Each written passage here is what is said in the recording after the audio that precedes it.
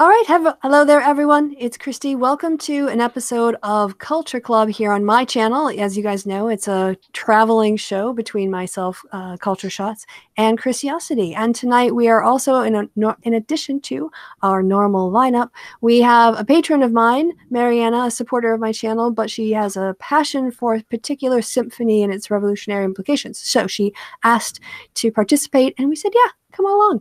And so we're very happy to have her here. So welcome. And then that's when you say hello. Everyone needs to meet yourself. Yeah, so then Chrisiousity, how are you doing tonight?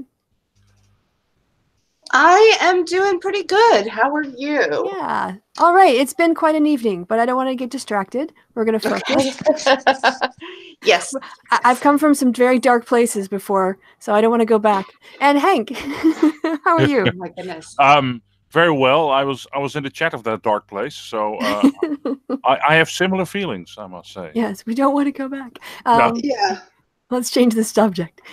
So let's start a little bit with the theme. I kind of had a rather mumble mouth, wishy-washy title because we had a general idea of what we wanted to talk about, but perhaps it makes more sense when we talk about the idea of revolution in music, the music you picked and why and what it says to you, because I think this is more of a personal interpretation of those concepts rather than a strict definition that we all had to comply with. So maybe Chrisiousity, also because Mariana doesn't have two pieces of music, she has one longer piece of music. I thought we could each give our two and talk about them kind of clumped together, and there would be 4 segments up to the show rather than 8. If that makes sense. Sure. So, but Chrisiousity, I don't want to put you on the spot. Are you ready to speak to your songs? I assumed you would because you picked them. I can talk about my 2 songs. Excellent. So let's see. We have Annie DeFranco's Fuel.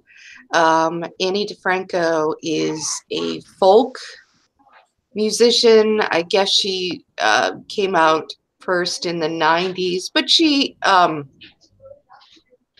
well, technically she's folk. She sort of branches out to various different musical genres, and this is, she's not what you would call old school folk music where nothing gets plugged in and, you know what I mean? She has an excellent catalog, and there are a lot of songs that I could have chosen. Fuel is kind of one that I like when I'm feeling down and feeling like things that aren't going to change. And so I sort of put this on, and it's a song which expresses a lot of frustration.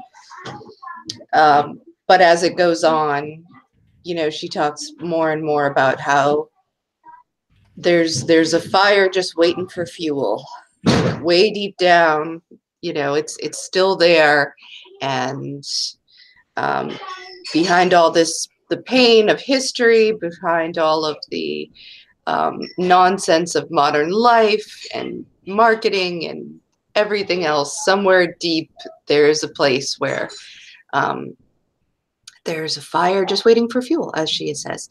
So that is the first song that I like to listen to. So I don't know if anybody has any questions. Well, I have to say I'm a huge Ani DeFranco fan myself. Yeah. I love Ani. Yeah. And what I love about her is, well, so many things. One, as a musician, she just attacks the guitar like it's a percussive instrument. She just plays with such life and passion. I mean, she really beats the crap out of that thing sometimes to make it sound the way she wants. And as somebody who really plays very basic levels of guitar, she has so many alternate tunings that it's impossible to just sort of like pick up a normally tuned guitar and play a lot of Ani DeFranco songs. I think there's one Ani DeFranco song I could play on my guitar with normal tuning. And so her creative ideas too are not traditional. She's working in different keys, and she's thinking about how it's easiest for her to use those keys on her to make those those chords, I should say, with her fingers, and she's so she's just really in depth. Also, her lyrics are so poetic and paint such a picture. She uses words. It reminds me in some ways of Eminem. I know those are very, very different ways, but in terms of the way that they build stories in your mind with their language, they put images in your head when they describe things, and they connect you with very common human emotions. And the way that she puts it together, and then the other thing is that she speaks from a woman's experience. Oh yeah. And there's so many times when women's experiences are falling in love or being betrayed or falling out of love or whatever, but hers are the full range of human experience as a woman, and she's very self-consciously a woman, so it's reflected in her art, her perspective, and that's another thing that's very unique about her and why I love her. I'm thinking now that you mention her lyrics, maybe I don't want to put this out, but I could probably just read. Well, if you've got it on Genius, you can share that. That's not like copyrighted to like look at lyrics on some page. It's not the music itself. So I just pulled it up on Google. Do you want me to share my screen? Right. Yeah, please. All right, so hang on a second. I'll lock on you. Okay. And so we have fuel. They were digging a new foundation in Manhattan, and they discovered a slave cemetery there. May their souls rest easy now that lynching is frowned upon, and we've moved on to the electric chair. And I wonder who's going to be president, Tweedledum or Tweedledummer, and who's going to have the big blockbuster box office this summer. How about we put up a wall between the houses and the highway, and then you can go your way, and I can go my way. So obviously there's a lot going on here, but she gets right into it, and she's not afraid. There's a boldness. Like, I'm going to start right out with slavery and lynching, like in Manhattan, right, in Manhattan, and I'm going to immediately connect that to our present day, and then veer into sort of our own the sorts of things that we fill up our lives with, who's going to be the president, and what are we going to see on the movies? It goes back and forth, right? So it goes on, except all the radios agree with all the TVs, and all the magazines agree with all the radios. And I keep hearing that same Tim song everywhere I go. Maybe I should put a bucket over my head and a marshmallow in each ear and stumble around for another dumb week, for another humdrum hit song to appear. People used to make records, as in a record of an event, the event of people playing music in a room. Now everything is cross-marketing about sunglasses and shoes, or guns and drugs, you choose. We got it rehashed, we got it half-assed. We're digging up all the graves, and we're spitting on the past. And we can choose between the colors of the lipstick on the whores, because we know the difference between the font of 20% more and the font of teriyaki. You tell me, how does that make you feel? You tell me what's real. I could stop, and you know what? I think I'm just going to go through and read it, because I don't think it's the sort of thing that you have to explain what she's saying. Right. I think it's kind of clear what her points are. She's not. They say that alcoholics are always alcoholics, even when they're dry as my lips for years, even when they're stranded on a small desert island in no place in 2,000 miles to buy beer. And I wonder, is he different? Is he different? Has he changed what he's about? Or is he just a liar with nothing to lie about?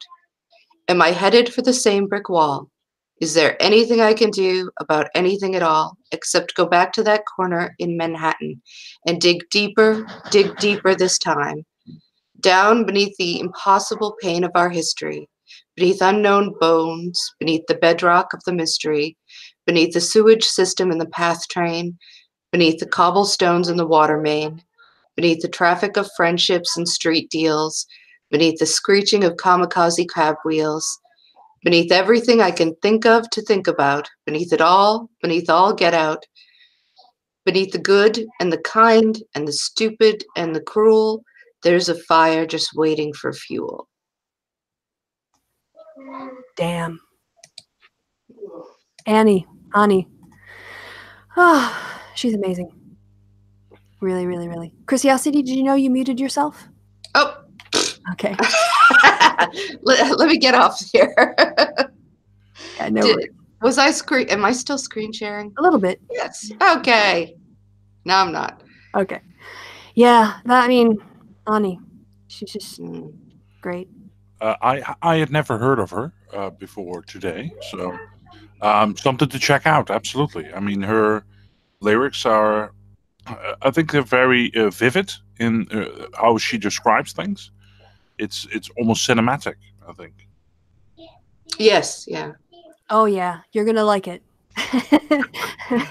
You're gonna like it. And like I said, it's the power is everywhere. The power is in her playing the guitar. The power is in her lyrics, and the power is in her voice and her convictions. She just kicks ass. I'm not saying she really does. I'm not saying she's perfect. What I'm saying is that she's a superhero to me. She is, and she's also one of the things that she became sort of semi-famous for is that she sort of runs her own business interests, and she does this in a way because she wants record companies. She's very critical of the way that record companies and things of that operate, and she wanted something more in keeping with her sense of integrity and her values. So I'm not saying that she came up with all perfect solutions, but she actually did. She did very well. She sort of figured out how to do things in a more egalitarian fashion that was less dependent upon big businesses and corporations. So, are you talking about Righteous Babe, her album label? Yeah. What? Yeah. So, are you ready to move on to your next song? Yeah. Okay. I mean, does anyone else have anything to say? I don't want to. I'm kind of trying to balance having enough time per topic and not. Okay. Okay. Well, I think one more thing about the records. I mean, isn't that? I'm not saying. I mean, does she have her own record label now? That's the way it is, or? I believe so. I'd have to look it up and see what she's doing. I'm now, pretty sure honestly. but at least she started and ran Righteous Babes. That's her record label, and I don't know how many artists she had on it or anything, but I did know that she was. My impression was she was she founded it to get out of the record company racket kind of thing. Okay, it's a bit more constructive than the way Prince handled it. Yeah, trying to change your name to get out of a contract. Yeah. Yeah, it wasn't like that. She has there's another song that she has that's good. That's Napoleon, where she sort of talks about her the way that she views sort of record company bullshit. So cool. Yeah, she's fire. Ani is fire. So, yeah. So I don't know if I assume you see the screen. I've got your next song set up. Okay. Yeah. Oh, all right. Cool. So it's hard sometimes to pick what you like, and sorry, I have my. Hang on a second. That's okay. Let's see. I don't really know how to kind of fill the time constructively, but if you want to give Hank maybe a little preview of the two songs that we're going to hear or look at from you or talk about. Yeah. Well, they're two personal songs. The first one is Zombie by the Cranberries, and that's because I was 14, I believe, when that came out. And it was kind of an awakening for me what you could do to music, because most music I was exposed to was more just pop. I mean, there were little messages of politics, but not. I mean, the Cranberries is about a terrorist attack, and it's about the troubles in Ireland. And for me, that was a big deal. So, Right. yeah. Yeah. Yeah. And the other one? That's Europe is Lost by Kate Tempest. For me, it's interesting in several ways. It was positive because for the last couple of years, I thought mainstream music hasn't been quite as political. It's getting more political now, I must say. But for a couple of years, it wasn't. Kate Tempest, suddenly I saw at Jimmy Fallon live, and she was talking about the way our society is structured, the way it is unfair. And it has the same title as a Pigeon Speaks video, but it has the opposite message. So I thought it was funny. All right. Cool. So Hank was giving us a preview of his songs while you were away, Chrisiousity. Yes. So, right. So I was talking about, it's really hard to pick between some of the really great artists that are out there. And I have a great love for Tracy Chapman. And she is someone you can always put on and just sort of absorb into your soul. You know, she's a magnificent voice, and her authenticity just shines through in everything that she sings and does, and it's just amazing. And I love there's a great many of her songs that I love, and she has revolutionary songs. You know, but then also, as cliched as it might be, I'm a big Bob Dylan fan too, you know, and I feel like in many ways he's sort of a giant of this kind of music. He was someone who wrote a lot of the rule book, you know, if that makes sense. He was inspirational to a whole generation of fairly radical people, and his music was a soundtrack for a very upheaval-y time. So I decided to do Tracy Chapman covering Bob Dylan and thereby cheat. So she does a version of The Times They Are A-Changin', which is just gorgeous, just so gorgeous. It's the best version by far I've ever heard of the song, and people love to cover Dylan. So and yeah, it's I don't know what else you can say about it. It's I think most people will know The Times They Are A-Changin'. I think it has a lot to say about now. I think that listening to it today, it's completely relevant to today. Especially there's let's see. You can do the lyrics look up again? Yeah, I'm going to do the lyrics look up, but I won't do the whole thing. For me, my impression, I can't think of all of them now, but I remember the last one being particularly great. But I can't remember why. All right, so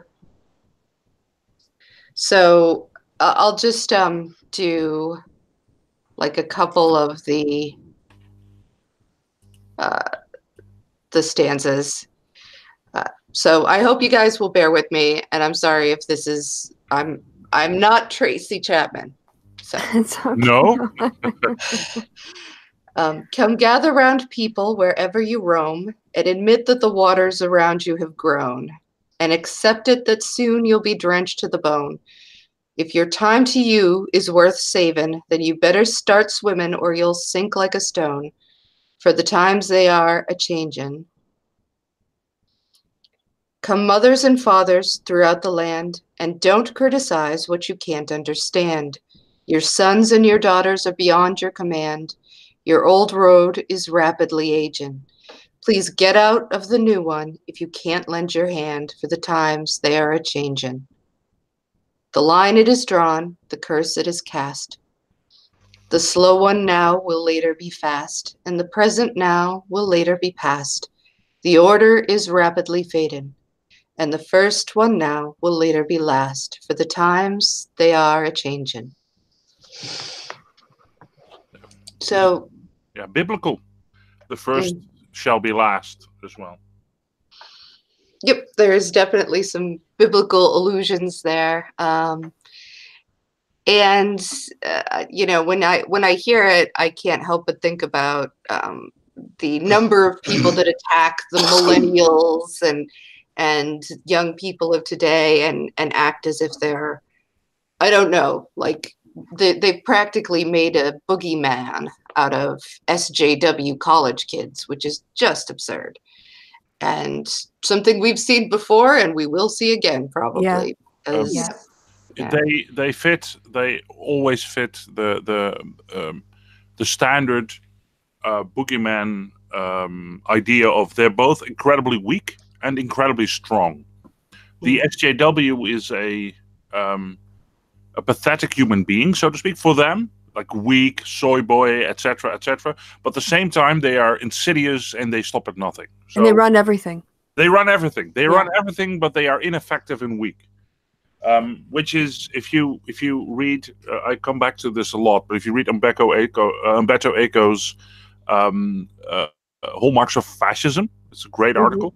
You see, that's one of the hallmarks of fascism, that the enemy is both almost on the cusp of defeat and always so strong it's almost can be defeated. But they're also, if you look at, this was written in the 1960s. It was the same thing then with the hippie movement, with the anti-war movement. You can see, I believe Nixon, they banned. Is it true that they banned marijuana so that they could arrest more hippies? Yeah, well, the drug laws specifically were for hippies and black people, and there are, I forget who worked with the guy who worked with Nixon that later went on to just full on admit that. I can't remember his name now. Because I'm so bad with names. But yes. I don't think you were alive and remembering political figures at the time. So was it Rumsfeld? No. This was like Nixon era. This is Rumsfeld was during Nixon as well. Yeah, but I don't think he wasn't. And this is somebody I think who regretted some of the things that went on. Oh, then it's not Rumsfeld. No.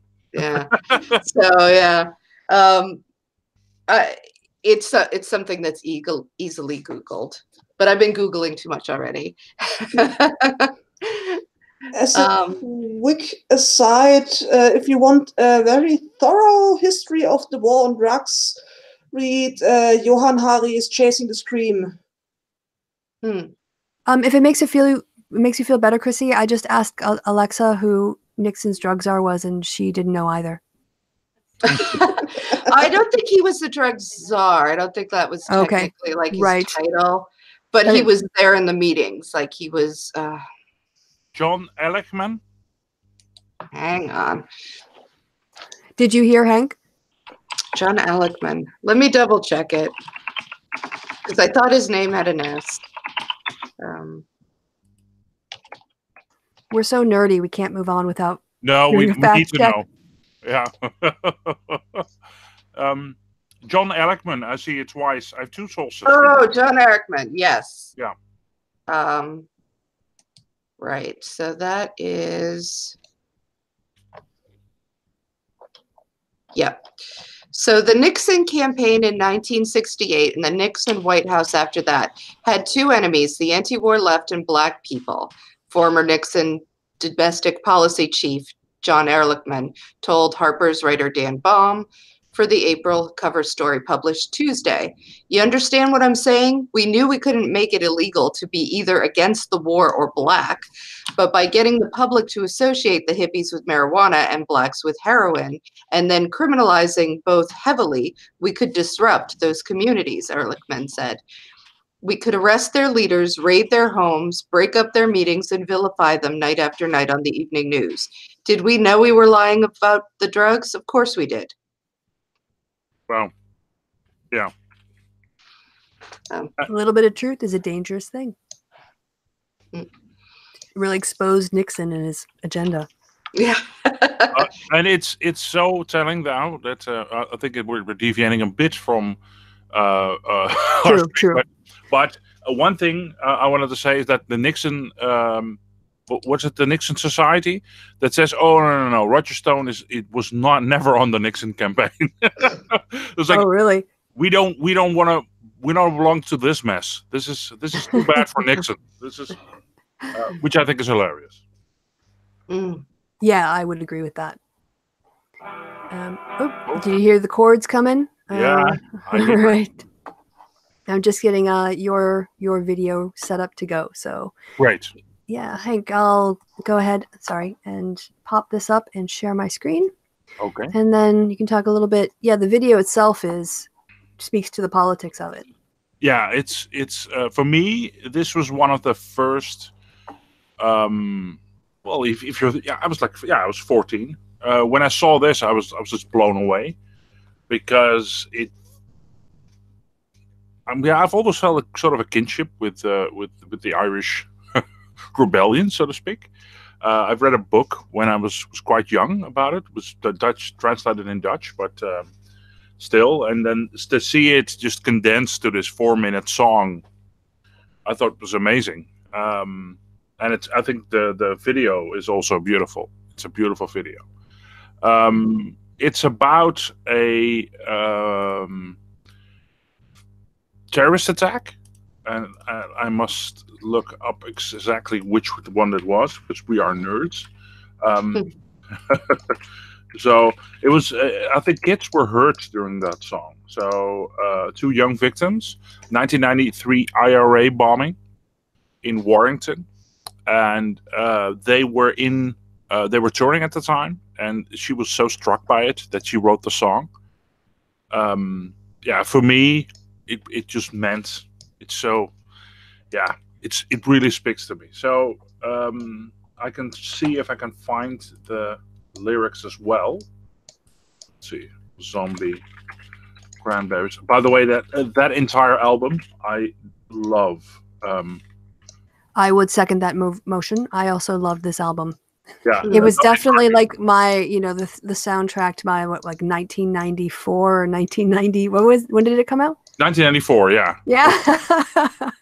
Woohoo! Got it right. if you're into literature, Yeats's Grave is also amazing. But if you, this is about an attack, a political attack, a terrorist attack, and 2 kids died during that attack. And the first few lines are already harrowing, in my opinion. It says, "Another head hangs lowly, child is slowly taken, and the violence causes such silence. Who are we mistaken? But you see, it's not me, it's not my family. In your head, they are fighting with their tanks and their bombs and their guns. In your head, they're crying." And then you have the chorus afterwards. It continues. It says, "Another mother's breaking, heart is taking over. When the violence causes silence, we must be mistaken." It's the same old theme since 1916. And 1916 refers to the Easter Rising of 1916, when the Irish took up arms against they protested against the Brits, and they were savagely beaten down in 1916, but kind of laid the seed for the Irish independence in the 1920s. So yeah, for me, it condenses like this what was it, 80 years of violent history in one song, which I think is amazing. Thanks. Who's typing? Sorry, if you could just mute yourself. Sorry, I could hear some. Oh, was it Hank? Were you typing? Anyway. I wasn't typing, no. Oh, okay. All right. Anyway, yeah. So this is actually one of my favorite songs as well. I mean, like I said, I had the album, or that actually was a cassette tape that I would pop into my Honda Civic, Wow. powder blue Honda Civic, 2-door, and run around listening to with the windows rolled down and going zombie, zombie over and over and over again. So yeah, but in terms of the content, I get it too. It also struck me. It's a very sad song, even though it's rocky, in terms of its upbeat stuff, and it's you could bang your head to it, but the content of it you can't get away from. So Mariana, are you typing? If you're so, I'll mute you. So I'm muted. No, you're not. Well, I just unmuted myself because I can mute my mic. Do you hear me now? Yeah, we can hear you. That's okay. I'll mute you. Okay. You go ahead, and then unmute yourself when you're ready. Okay. All right, there we go. All right, and then your second song. This one I don't know. I've never heard of. Yes, you did, because I showed it to you when I was visiting. So. Oh, right. Okay. All right. Yeah, this is. So yeah, we got to hang out for. I don't know if people know that, but we got to actually hang out in person. So. Yeah, that was really nice. Yeah. I came to visit in Cologne, so we visited the weirdest church with a lot of bones. Yeah. Yeah, and this song for me, what I like about this is nowadays most art is compartmentalized. People are either singers, they're etc. She's a poet, a novelist, and she also is a rapper, and I love that. Her song is she's from 1985, so she's 33 now, and for a poet, quite young. For a rapper, not so much. Not so much, but I do love the message. It's almost apocalyptic in its message. Yes, yeah. Have you heard it? Well, yeah, you had mentioned it, so I went and took a listen. So it's good. Oh, great! Yeah, it is very good. I think I love its message. It's the video clip is also amazing. I think the black and white. So I'll take in the. Here are the lyrics. I'm not going to rap. I'm sorry, Christy. I guess I'll forgive you. Okay. So I don't think I would help anyone by rapping. But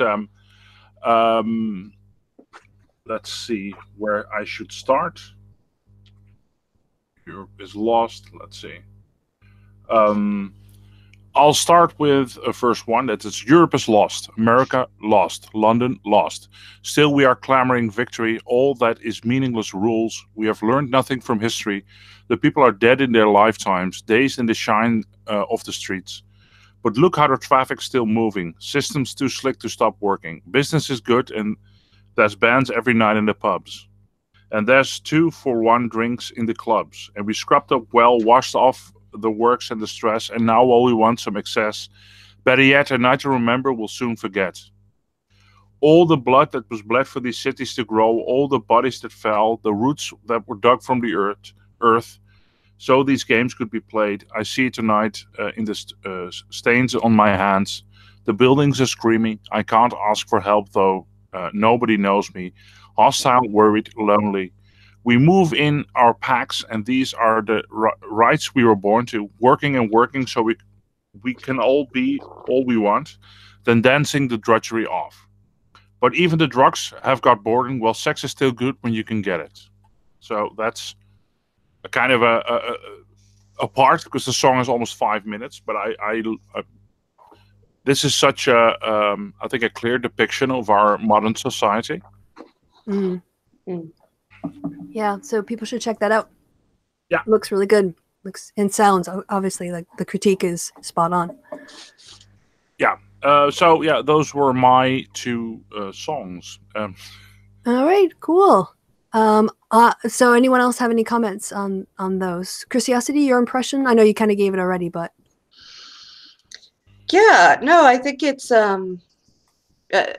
funny. I just realized that all of the vocalists that we've chosen have been women.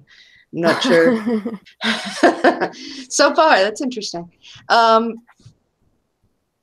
It was, I think it flirts with nihilism and then comes back again, because I do think we're at a point in history where many people are quite concerned that there isn't going to be that much history left to go, due to climate disaster and other problems, and the frustration of living in a modern society that is supposedly so wonderful and egalitarian and great, and yet we can't seem to stop ourselves from killing ourselves for some reason.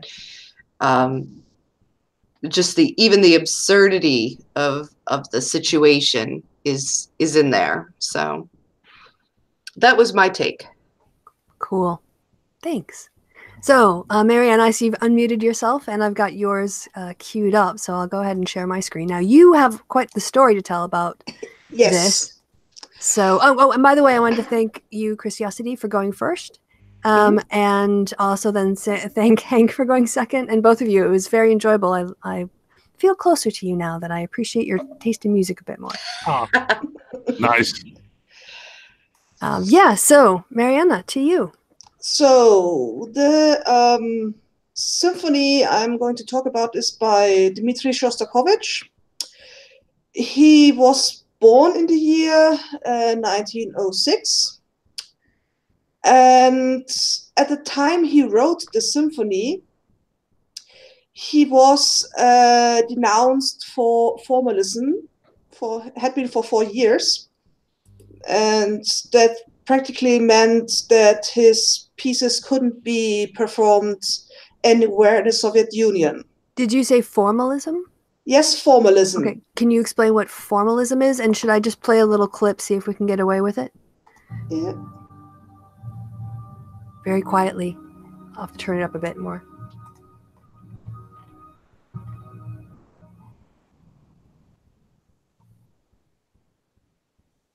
It's very quiet right now. Okay, so that's all we're going to get away with. Go ahead. So formalism. Formalism. In the Soviet Union, there was a decree about how music was to be and what music was to be as an art form. And if the music was formalistic, then it was wrong, and you could be, you were practically persona non grata in music circles, and no one would perform your pieces, and you had to get by giving music lessons or something. The thing is, what exactly formalism was not clearly defined, and the decree of formalism was basically a tool by Stalin to punish the people he didn't like. Who are musicians? Yes. Got it. Yes. So, and at the time, so the decree that's where he got denounced for formalism, that was in 1948. And in 1956, Stalin had been dead 4 years. And he wanted to publish the symphony in the year 1955 as at the 50-year anniversary of the 1905 Russian Revolution. That didn't quite work out. And so it was published in 1956. The symphony, the public story of the symphony is that it describes the 22nd of January in the year 1905, where under the leadership of the Father Georgy Gapon, a peaceful group of people marched to the Winter Palace in St. Petersburg to give a resolution to the Tsar. And they were gunned down by Tsarist troops, by the Imperial Guard. Shostakovich's own father was at this march and survived.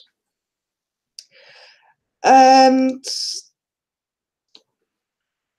the second story of the symphony is the 1955 Hungarian revolt that was brutally gunned down, literally, by Soviet forces. So there's 50 years difference, but things are still the same. The names of the players have changed, but the methods are still the same. And so he describes the quiet as peaceful people do a peaceful protest. They're just going there, want to hand in the petition. Then the troops come and start shooting. And the end of the symphony is this the second movement? Yeah, the second movement. If you could play that. Yep, will do. Yeah. It's a little bit louder, so. Yes.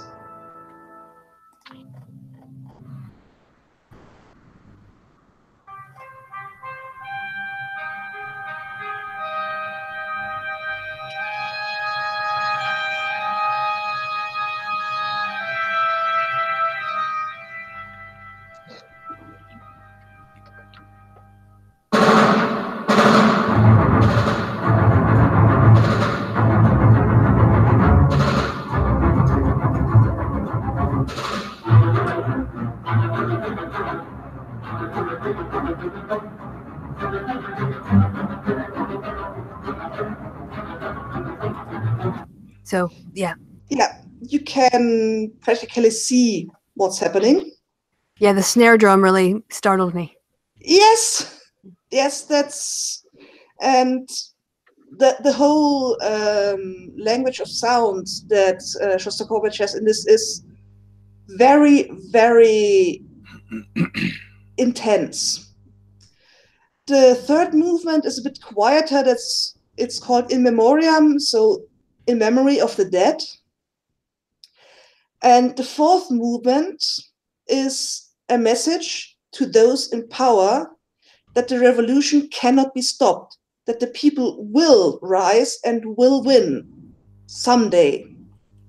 I have a bit of the fourth movement queued up for you. Okay, here we go. The sound might be low again, though.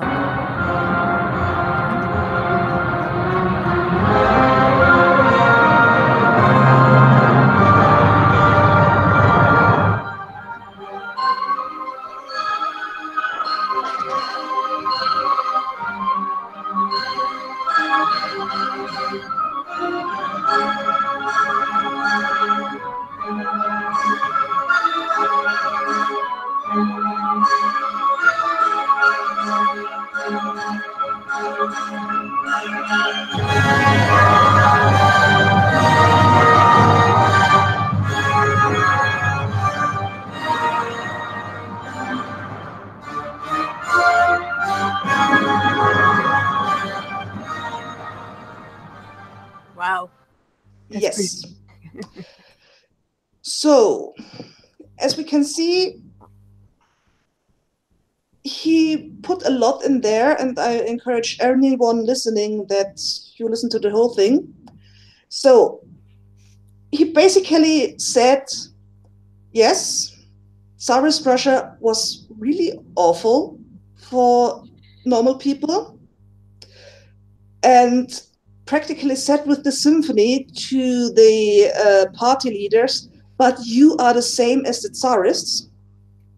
And so many people didn't get it that, and the party leadership was so amazed and loved his symphony, where he just so amazingly showed the badness of Tsarist Russia and the heroics of the proletariat, and that he got several awards for it. I have That's pretty ironic. He received the Lenin Prize, the Central Committee of the party corrected the errors of the 1948 decree and restored him and several others to official favor, blaming Stalin for the whole mess because he was so subjective and basically he didn't know what he was talking about. And yeah, so the history of this thing is tumultuous and Yeah, quite fascinating. Oh yes, so and the day in the year 1905 is called Bloody Sunday in Russian. Ah, Yeah, I think that the Northern Irish have a Bloody Sunday Yeah. as well, don't they? Yeah, protesting. It was 1971, I believe, or 1973, when police officers and military shot peaceful protesters. Well, you had the song by U2 before they tragically turned to shit. Because that song is amazing. Yeah. But yeah, no, but it's a nice link, I must say. Yes. True. And it's a thing that keeps happening. The forces of the authority killing peaceful protesters. Yeah. It doesn't stop. Gandhi also has the film Gandhi also has this scene where the British Empire is just machine gunning peaceful protesters. I mean, it's a harrowing scene. It's imperialism strikes again, so to speak. Yeah. If people are interested, by the way, because I loved your contribution.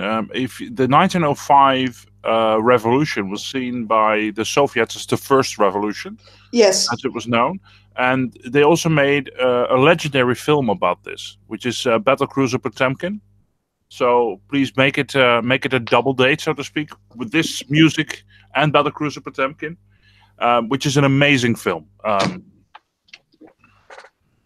Cool. All right. So there you go. Recommendation. Chrisiousity, any thoughts before I move on? Well, I was really offended by all the formalism there. Somebody really ought to do something about that. And I've had it up to here. No, it was, I particularly like the in memoriam section because it was so, it certainly doesn't sound like most of the classical music that you get that says something about being in memoriam. And I think that it doesn't really surprise me that they didn't take it for what it meant. Yeah. But because I've met idiots before, reactionaries are all the same. And I don't know. Don't even ask me. I don't know. It's like they were born with cognitive dissonance and that's it. They went with it. Like, I don't know. But to me, the anger as opposed to the sadness, a sort of revolutionary anger is just suffused in it. So, yes. All right. I guess that just leaves me. Yeah. So, by the way, thank you for that. I learned a lot, and I will definitely listen and hopefully appreciate it. Well, I definitely would appreciate it more than if I'd ever heard it before. So, thank you for that. So, the songs I chose actually come right out of the Women's March, both of them, because, well, one is the women's, the Resistance Revival Chorus that performed what I'm going to show the 6 months after the initial marches. And I saw this when it first came out, and I loved it, and I recommend it on Twitter from time to time, maybe 2 or 3 times a year. I still tweet this out. But for this show, I decided to look into it because I will talk about the lyrics and the way that they craft them in a second, but the history of the song that I've been able to find online. It's attributed as a traditional labor movement song. And the title of it is called The Rich Man's House. And the lyrics, which you'll hear, talk about, I went down to the rich man's house and I took back what he stole from me, took back my dignity, took back my humanity. I went down to the rich man's house, and I took back what he stole from me, took back my dignity, took back my humanity. Now he's under my feet, under my feet, under my feet, under my feet. Ain't gonna let the system walk all over me. And then in the labor song, the refrain is repeated with, the words, the main thing changes. Here, it's the next one is the landlord's house. I went down to the landlord's house. Then I went down to the welfare house. I'm sorry, I went down to the welfare office, and I took back. And then the last one is I went down to the governor's house. But this is interesting because the women who put this together chose their own set of values, and I'm hearing Chrisiousity, maybe? I don't know. Sorry. Someone's taking. Oh, I'm sorry. That's okay. And when they decided to put together their opening lines, I want to point out they do them in a very specific order. They adapt the labor movement song, and the first one is the same. They go down to the rich man's house. But then they go down to the jailhouse. And lastly, they go down to the White House. And for me, that's a very deliberately selecting economic justice, criminal justice, and political justice very deliberately. And the song itself is quite revolutionary. They say that they, that the jailhouse guy is under their feet now, and they're not going to let the system walk all over you. And so it's you can personify it as the rich man, but really these are symbols of the systems themselves, and that's what needs to be broken down. So with that, I think I can get away now with a little bit more fair use interpretation of this, and I've already read out the lyrics, so we're going to focus a bit more on the performance and also the sort of reaction of the crowd as well. So I'll try out the sound, we'll add it on the fly if needed, if it's blowing everyone out or if it's really, really quiet. So here we go. Well, I went down to the rich man's house and I took back what he stole from me. Took it back my dignity. Took back my humanity. Well, I went down to the rich man's house and I took back what he stole from me. Took back my dignity. Took back my humanity. Now he's under my feet, under my feet, under my feet, under my feet. Ain't gonna let the system walk all over me. So pausing again for fair use if anyone else wants to jump in. I love the fact that they do this sort of spontaneous performance and the crowd is just enraptured with what they're doing. Yeah, wow. It sounds beautiful. Yeah. The only thing that's missing is big stumpy boots. Yes. That is true. Yeah.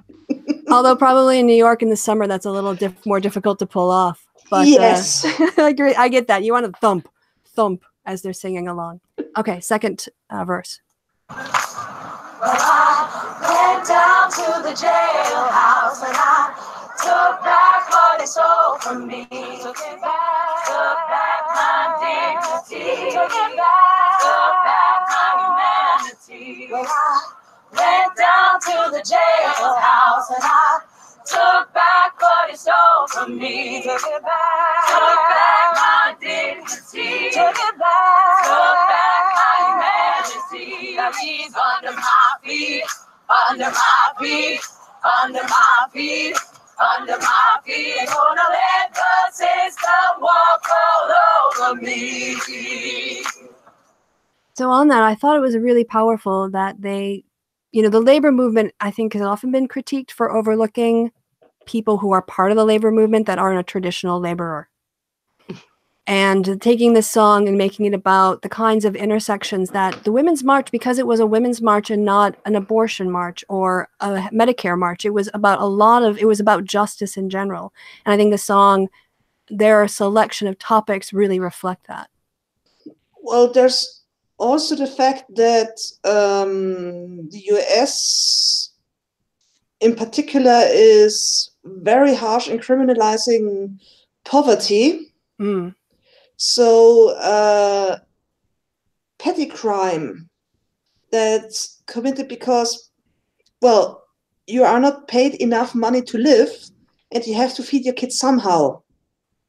So what are you going to do? You're going to steal. and sentences for things like that are very harsh.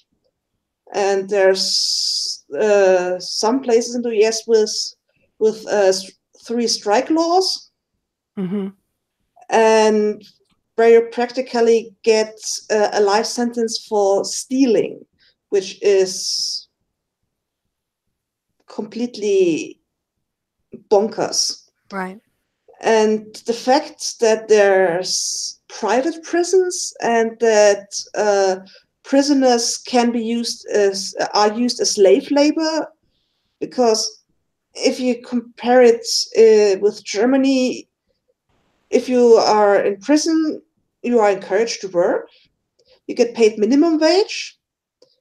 Part of your wages get held back and put into a fund that you will get when you're released, so you have a bit of starting money when you're out. So, Chrisiousity, how does that sound to you? I've talked about the prison system a lot, and it's horrendous. yeah. We had a young lady who California is using prisoners for the very dangerous work of fighting fires. These are people who not only aren't good, they don't make money really for it. I think they make something ridiculous, like $2 an hour. Once they leave, they can't then become firefighters, even after they're out of prison, because they're felons and they're not allowed. And they had a woman die. In some of our states, in some of our places, it is not voluntary. In Florida, they had a strike that was just laying down, and they did a lot to try to screw up that strike. And I appreciate with great respect, the people who kept going for it, even though people were being put in solitary confinement for talking about it. And there's just a lot of shenanigans because there's a lot of money in it. Yeah. There's a lot of money in this, and in basically having this slave labor population. And once they get out of prison, they can't vote. People can't change the system.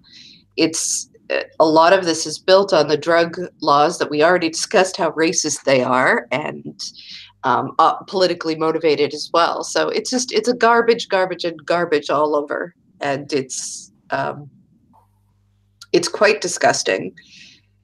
And I don't know, frustrating. And I think that's why when they say, took back my dignity, took back my humanity, it's not asking for millions of dollars. These are basic human rights that are people are being stripped of. Human dignity. It also has to do, right, with the Black Lives Matter movement, right? I mean, if you look at the way the police is handling. Yeah. But if you look at then, because that was all okay with the powers that be, but now a guy in khakis gets arrested, Roger Stone, and suddenly they're screaming police brutality, which is, I think, hilarious. If you see the same people who were crying foul and saying Blue Lives Matter are now the people who are screaming, "Oh, the police is harassing me." Well, they were very courteous, according to Mr. Stone himself. Yeah. Yes. Yeah. One of the most infuriating things I saw last week was prisoners in Chicago clearing snow without winter gear. They were just in short sleeves. Yeah, that was horrible. Yeah. Definitely. Someone should be charged for that with neglect. Yeah. Because they have a duty of care. Today I read that prisoners in New York are without heat, without heating. It's minus 17 degrees centigrade there. Yeah, it's absolutely terrible. Okay, so I will finish. This is the final chorus, and we'll play it out, and then I've got one more, and then we'll be done. So here we go. Well, I went down to the White House and I took back what he stole from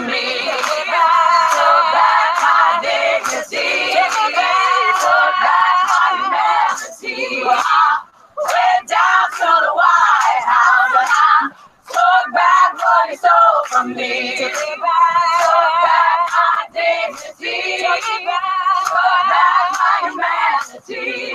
Under my feet, under my feet, under my feet, under my feet. Ain't gonna let the system walk all over me. Hey, now he's under my feet, under my feet, under my feet, under my feet. Ain't gonna let the system walk over me.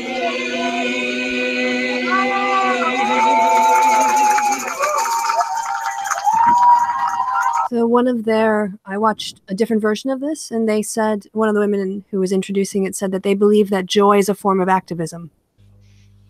Oh wow, yeah, I agree. But that's a great way of looking at it.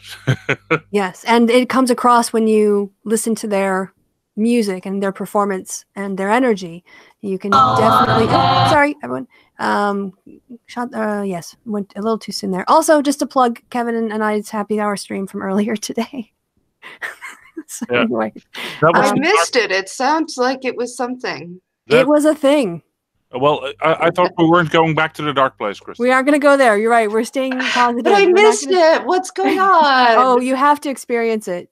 Oh gosh! All right. At least go to I can give you a timestamp for when it really goes all wrong. But all right. So the last one I did was the March. Actually, that was where I met Chrisiousity in real life. Yes, that's right. So we were both here this day when this happened, and I chose this version because it's for me it's the authentic version. The women who came together had practiced online. They met 2 days before the march to rehearse. And then they did, what do you call those when they happen, like a spontaneous crowd thing? Flash mob. Yeah. Flash mob. They organized a flash mob and they performed it from time to time as they marched along on the Women's March. And I didn't get to see it live, and I'm really bummed, but the march was huge. So there was just very little likelihood of actually seeing it live. But for me, it captures the weather of the day. If you look at the sky behind them, the energy, the unity, and there's so much about it that I think this captures. So I want to go ahead and play a little bit of it. I don't have the lyrics up, but we're running kind of long anyway. So we'll just enjoy the harmonies and the words that we can catch. No one ever will if I don't say something, if I just lie still. Would I be a monster, scare them all away? If I let them hear what I have to say. Can I just pause here to say, I did have a thought. What would the suffragettes think if they could see into the future? And I think my prediction would be they'd be really depressed that women still have to march. But they would look at this group of women and weep with joy. So that's my take. Wow. I can't keep quiet. I can't keep quiet. Oh, one woman riot.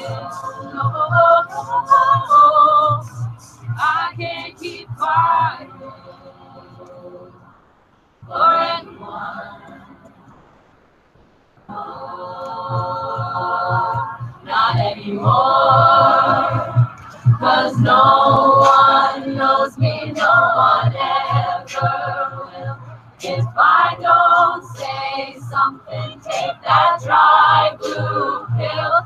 They may see a monster. Can I just point out the blue pill reference? And she called it a dry blue pill. Yeah. And I thought, she's talking about the uncomfortable truth when you're blue pill, So I thought that was my interpretation. I don't know if other people have other takes. The women who are doing this, are they music students or something? They were women who met and got together online, rehearsed, I think, over Skype. And I don't know if she put out an ad or something, or if it was a network or how it all happened, but it was like a spontaneous thing in advance of the Women's March. And the woman in the center wrote it. Because how they are keeping their pitch and it's amazing because that's really, really difficult. Yeah, yeah, they to sing a rehearsed. cappella. Yeah, can you imagine rehearsing over Skype? Oh my gosh. Oh, the timing issues alone. Yeah, it would be hard. So yeah. They may run away, but I have to do this. I can't keep quiet. No, I can't keep quiet. No, on one woman riding. No, oh, I can't keep quiet. There'll be someone who understands. Let it out, let it out now. Must be someone who understands. Let it out, let it out now. There'll be someone who understands. Let it out, let it out now. Oh, I can't keep quiet. I can't keep quiet. I can't keep quiet. No, no. No, I won't keep quiet. Yeah, so we're back to women music again. Wow. Yeah. But Yeah. As the only man here, I do feel discriminated against. I mean, No. although I did participate because my choices were women too. So I don't know. That's true. Yeah. You discriminated against yourself. That's just terrible. Yeah. So for me, I guess for those songs really capture the spirit, you know, and also like the creativity and the energy and the joy that people don't credit people who care about social justice. They don't give us that. There's also, I don't know if you saw it, but the teachers who were marching in California invented a dance. No, I did see that. Something about that, yeah. Yeah, so while they were on their protest march, they had a song, and they had specific moves in the song that represented, like, you know, raising people's spirits and doing other things, and they had a whole routine with these meaningful symbols in terms of movement that were tied in with their march goals. So it was really cool. Do you also think that people are terrified of hearing those women sing? The one that we just watched? Yeah, I think people are terrified because they don't know what to do against this. Because it's if you see, well, I'm not saying because Trump has done such damage. There are positives, as in he has galvanized so many people. A generation, I think. He's galvanized a generation to say, okay, fuck this shit. We need to do something because this is going bad. And it's going south fast, and if you see this gives me hope. Yeah, that's where the joy comes from. Exactly. This is, I think, despite all what we see now, is the last gasps of a dying generation, and they're trying to hold on. If you saw Mitch McConnell when they were talking about turning election day into a national holiday, he was terrified. He was absolutely terrified because he knows that he is a minority. And the women there, if you see the women, they're from all ages and all creeds and all walks of life, and they're singing together.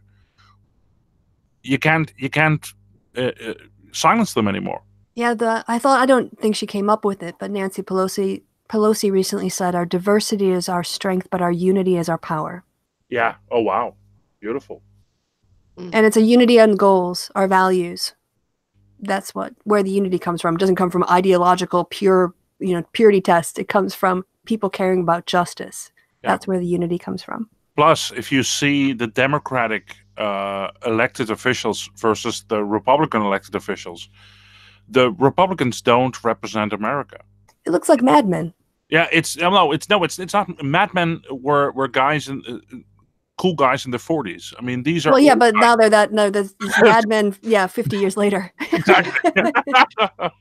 Geriatric Mad Men. Yes, precisely. Yeah. Yeah. Nursing home madmen. Yeah, wow, that should be a show. Yeah, Don Draper. Yeah. In the nursing home. Don Diaper, it would be, I think. But I'm sorry. Diaper instead of Draper? Yeah. Well, guys, oh, sorry, I didn't give you a chance to comment on any of my music. I'm really sorry. Did anyone want to come in besides on either of those songs? I think I was just plowing through. No, it's all right. Oh, go ahead, Marianne. Oh no, I both were good. And well, the music nerd in me was absolutely fascinated by the second one, because singing this clearly a cappella is really, really, really, really difficult. I'm glad you're impressed. Yeah. And Yes. of course they did it, as they'd walk a while and then they'd stop and they'd perform and they'd walk. So, it was like a flash mobby kind of thing, throughout the day. It's just a really cool way. Yeah, exactly. So, and they were competing with the entire march. You heard the drums in the background. So it was, could throw them off, their timing off, or get distracted. Well, it's also talking about it's an object lesson in what you can do with very little. That just having your voice is enough, and having the voices of people together is enough. Doesn't take a lot of money. It doesn't take a lot of clout, but you can have an impact, and your voice is all you need. I think Hank is absolutely right that marginalized voices, there's a reason that all these gatekeeping, Comics Gate, Gamer Gate, all these things come up, just wanting to shut people up who are marginalized. Yeah. Like that's their whole thing. Just shut the fuck. They just want to not hear it. They want it snuffed out. They wanted people not to be able to talk about these things and give these feminist critiques or these socialist critiques or whatever, what have you. And part of it, and this is of course not my personal insight, but something I've gotten from reading or whatever, is that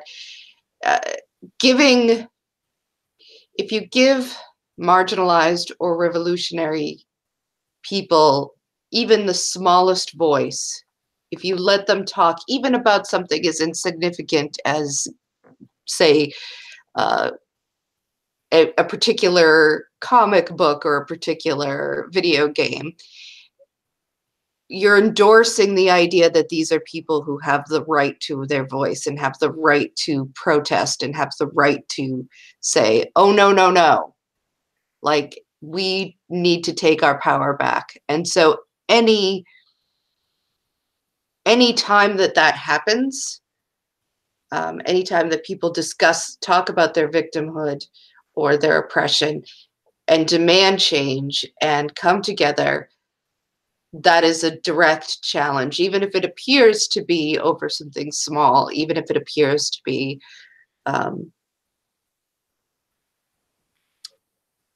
something that shouldn't scare the shit out of somebody who is in a hugely powerful place at the top of the world.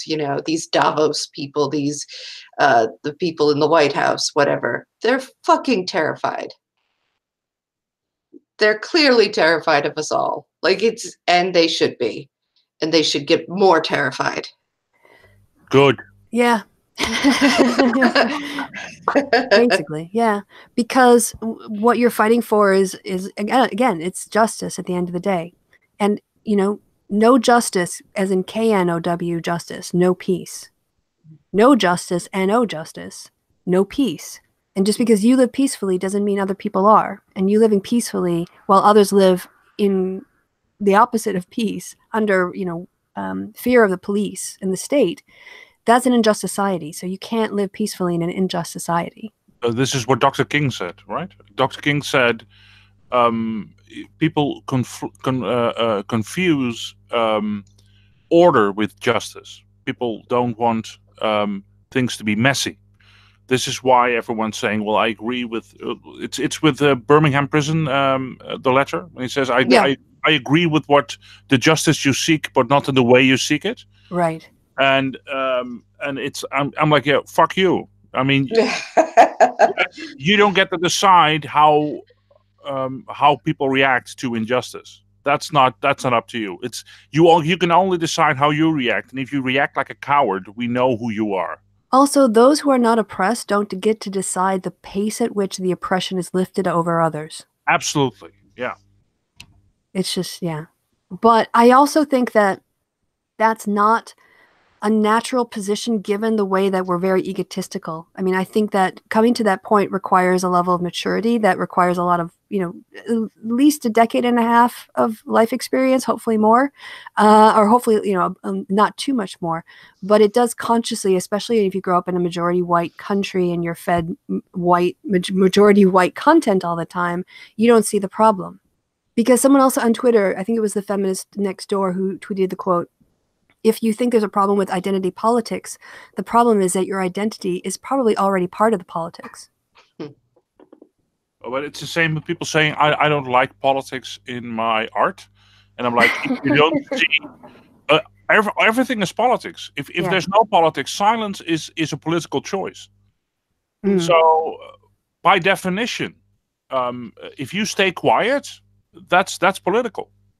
Yeah, and of course, all of us too in this hangout came from our own perspective and brought our own things to it. But so many forms of music have been revolutionary. Or talk about hip hop was very political from its very early days. I mean, it was about partying, having fun, but it also very early or very quickly started to incorporate the lived experiences of Black men, and that one on the East Coast and the West Coast. And so, yeah, in terms of like critique, we've just picked out a couple of forms, but it's everywhere in music. Mm-hmm.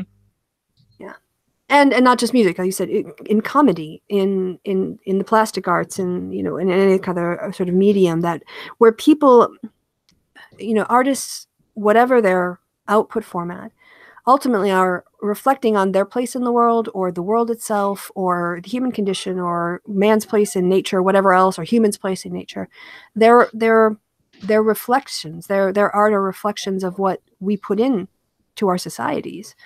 So yeah, eventually some pieces of art, I think most artists will have a political lens to them. If nothing else, they're just going to reflect the culture of which they were a part. Mm-hmm. So. No, absolutely. Well, even if the art itself isn't overtly political, right, it can be made as such. Sure. I mean, if you look at Christian art throughout the ages, it's political. Mm-hmm. Who gets put into the paintings, if it's more of a Protestant kind of thing, or a Catholic one, or whatever they were trying to sell at the time about Jesus or Mary or whatever, that changed over time, and it's all political religious art. This is interesting. I had an experience yesterday. I was watching Perfect Strangers. I don't know if you know that. Yay! I love doing the dance of joy. Yeah, I love that show. But and there was a small clip, and I watched it, and it's about Christmas. And they do mention, because Balky is from the Mediterranean, he's very Christian, so they mention Jesus. And this woman says, "Oh, none of this PC bullcrap. None of this political nonsense, just good old-fashioned Jesus." And I'm like, that's just politics you agree with. Yeah, right. The fact that you don't feel that it's political is because it adheres to your worldview. Right. That's it. And I didn't get a response. But so who's up next? I'm up next, and I do have an idea already. I saw this film. And I saw this film because I was escaping the heat wave in the Netherlands, and this was the coldest. Yeah, it was 37 degrees centigrade, which I think is a heat wave. Okay. I thought you saw it recently, and you were being sarcastic about the freeze. Okay, this was in the summer. It was in the summer. It was very, very hot, and I said, I don't care which film it is, as long as it's cold. And they put me here, which is the film Sir by Rohina Guerra. Which is she is an Indian director, and the film is, I think, I was amazed how good it is. So I want to talk about that. I'm going to buy the DVD. I'm going to lend it to you. so to speak. Okay.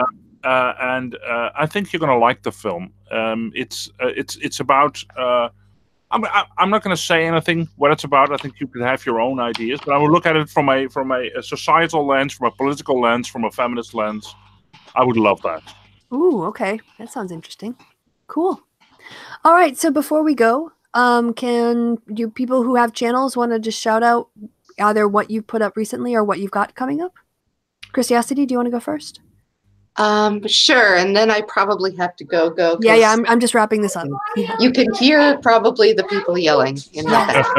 Yes. Hi, Loki. Give you 2 minutes, okay? Thank you. And you want to see my shy guy?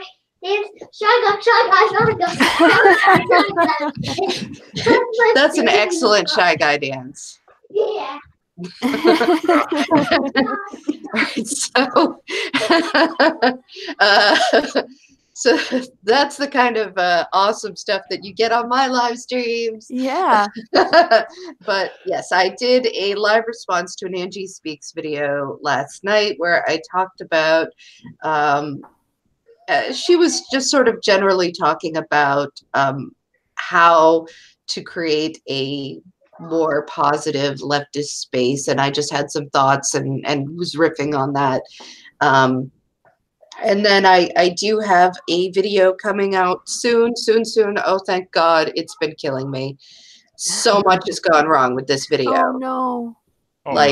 Just over and over again, these technical crap things have happened, so it's just driven me crazy. But it's about the 2 Disney extended universes and how they look at class. Oh, interesting. Ooh. So the Mickey and the Princess Disney extended universes taking from a couple of their Disney Junior shows. So the Mickey Mouse Clubhouse and Sophia the First. So Cool. sounds weird, but I think I hope it'll be good, and I hope, knock on wood, I'll get through it if it kills me. Very good. Yeah. All right. So do you want to get going then, or are you going to stick around for the rest of the closings? Or Yeah, no, I think I Fair think I enough. have to. No worries.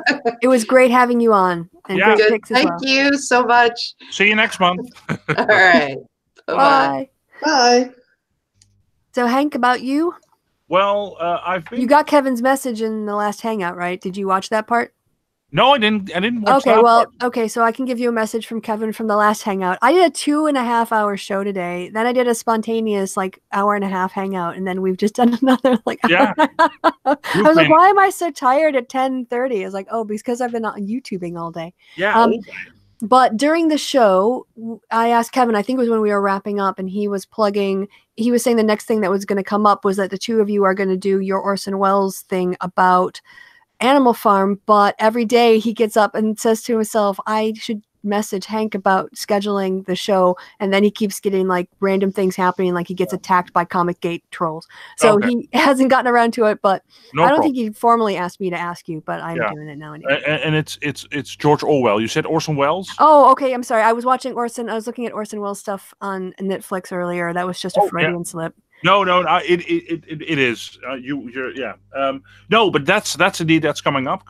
I've not been, because I just got a new job a couple of months ago, so I haven't been able to edit as I wanted to. I'm now almost finished with a new video. It's just more like a video essay on Hayao Miyazaki and his political stuff. Oh, wow. And Ooh. yeah, I love his work, and so I want to put that in a because anime got a bad rap, so to speak, especially in the fascist Nazi thing, and I think he is the opposite of that. Okay. And of course, yes, we're doing Animal Farm. I have a monthly series now where we discuss George Orwell's works, because he has been co-opted by the extreme right. And we wanted to analyze it, and yeah, I do really like it. And I've got some other things come up which are almost certain, but it's very hard to work with people, not because they don't want to, but everyone's busy because we don't do this for a job. Right. Unlike Sargon, for instance. Right. Exactly. So yeah, it's very hard to get people together. But I'm working on a couple of things. So yeah. Cool. All right. Well, yeah. Let me know when the video goes out, and I'll definitely give it a retweet on Twitter. Oh, great! Thanks. Yeah. So yeah. Will do. Yeah. And Marianne, anything you want to say before we go? Nope, I don't have a channel. Okay. Well, thanks for coming on. Did you have a good time? Yes. Were we nice to you? Yes. I made her promise she'd say that before we went on air. So thanks. Thanks for doing that. No, just kidding.